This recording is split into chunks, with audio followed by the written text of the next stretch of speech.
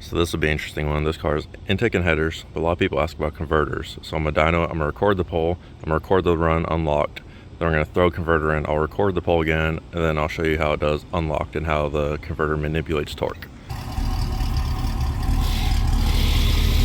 So it has American Racing headers, rotofab, and a tune. That's all that's done to this. And it's about to get a converter. All right, we got it on the dyno now. About to do some poles with the stock converter so you can see how the graph looks, and I'll do poles after we throw it on the lift and put in the Circle D converter. So a lot of people ask how we do transition tuning on the dyno. This right here, it's a magical button. See this? Brake percent, set point 18%, load. Load is now on. I can increase the load.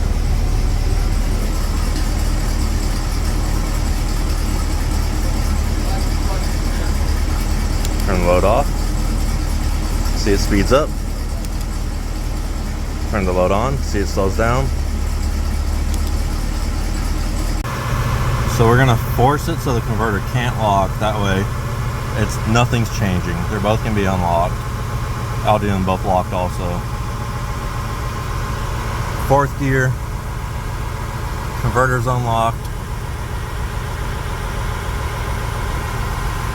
Load is on. See how the car slowed down?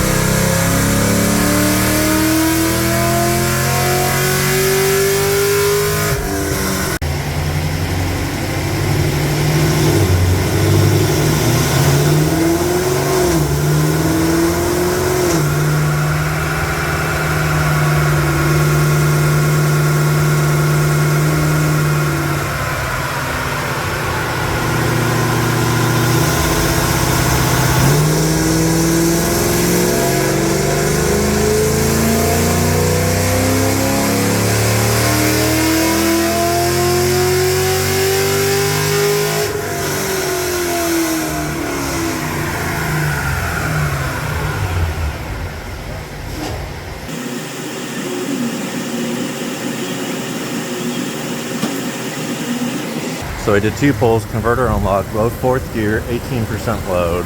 Once again, it has a rotofab, a catch can, American Racing headers, OEM MPP mufflers.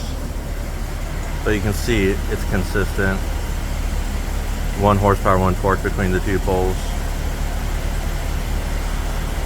And that's still stock converter. Now I'm gonna force lock the converter and do a pull.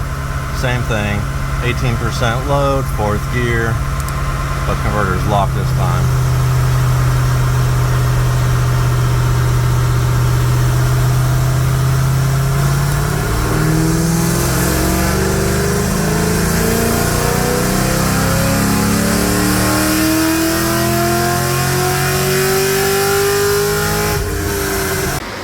So we just did 4 pulls with this car, 2 locked, 2 unlocked. Every pole is within 2 horsepower of each other. Of course, unlocked are the lower numbers, locked is the higher numbers.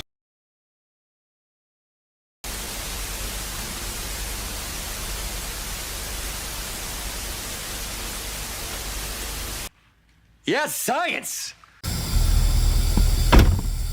So we got the converter in.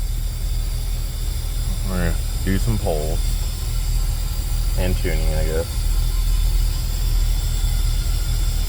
Same thing, dyno still, 18% load. First pole's gonna be unlocked, just so you can see the difference.